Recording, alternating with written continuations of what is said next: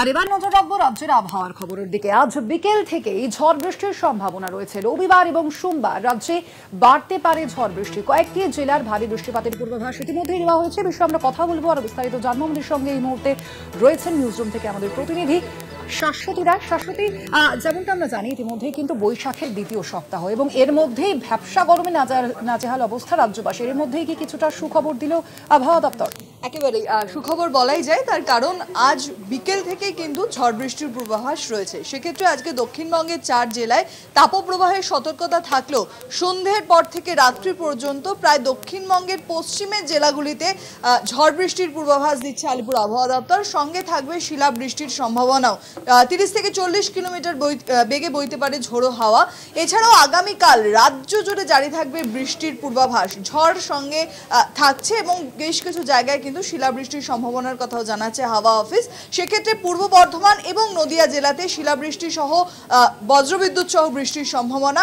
এছাড়াও বাকি জেলাগুলিতে বিশেষত 24 পরগনাতে কাল বৈশাখীর সম্ভাবনা এবং বাকি জেলাগুলিতে বিক্ষিপ্তভাবে বৃষ্টি। শহর কলকাতা সহ অন্যান্য জেলাগুলির ক্ষেত্রেও জারি রয়েছে 30 থেকে 40 কিলোমিটার বেগে ঝোড়ো হাওয়া, সঙ্গে হালকা থেকে মাঝারি বৃষ্টির সম্ভাবনার কথা। এছাড়াও এই বৃষ্টি কিন্তু জারি থাকবে আগামী সোমবার পর্যন্ত। অর্থাৎ সোমবার পর্যন্ত তাপমাত্রার পারদ যেভাবে ঊর্ধ্বমুখী হয়েছিল এবং তাপপ্রবাহের যে প্রভাব পড়ছিল তা থেকে কিছুটা হলেও স্বস্তি মিলতে পারে রাজ্যবাসীর ক্ষেত্রে।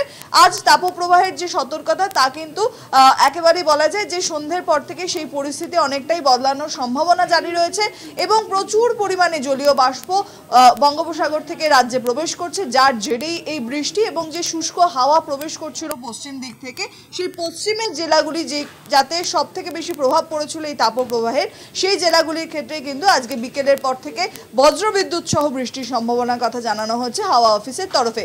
উত্তরবঙ্গেও এই বৃষ্টি জারি থাকবে।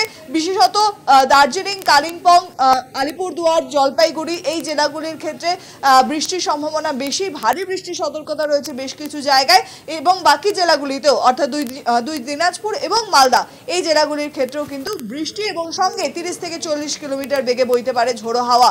কার্যত বলা যায় যে বৈশাখের দ্বিতীয় সপ্তাহে কালবৈশাখীর প্রভাব পড়তে চলেছে, সঙ্গে প্রচুর পরিমাণে স্থানীয় মেঘের সঞ্চার হওয়ার ফলেই এই বৃষ্টিপাতের সম্ভাবনা। স্বর্ণালী, একেবারে আপাতত ধন্যবাদ তোমায়। আমরা কথা বলছিলাম, আমাদের সঙ্গে নিউজরুম থেকে ছিলেন আমাদের প্রতিনিধি শাশ্বতী রায়।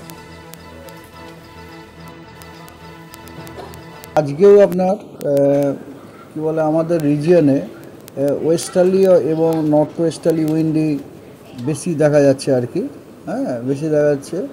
সেই কারণে আজকেও আপনার পশ্চিমবঙ্গের বেশ কিছু জেলাতে, পশ্চিমবঙ্গ বলতে চাই যে গাঙ্গেয় পশ্চিমবঙ্গের বেশ কিছু জেলাতে আমরা হিটওয়েভ এবং হট অ্যান্ড হিউমিড কন্ডিশন পাওয়ার সম্ভাবনা যথেষ্ট রয়েছে, মানে অস্বস্তিকর ওয়েদার যেটাকে বলি। আজকে বিকেল থেকে কিছু কিছু জেলাতে আমরা কিন্তু থান্ডারস্টর্মও পেতে পারি আর কি।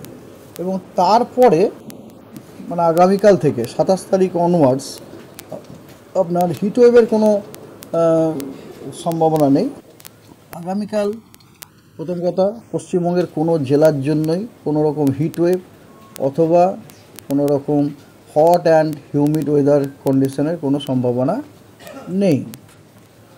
তবে পশ্চিমবঙ্গের সব কটা জেলাতেই বিক্ষিপ্তভাবে থান্ডারস্টর্ম উইথ লাইটনিং এবং তার সাথে ঝোড়ো হাওয়া, কোথাও 40 থেকে 50 কিলোমিটার প্রতি ঘন্টায়, কোথাও 50 থেকে 60 কিলোমিটার প্রতি ঘন্টায় হওয়ার যথেষ্ট সম্ভাবনা আছে। এটা সব জেলাতেই।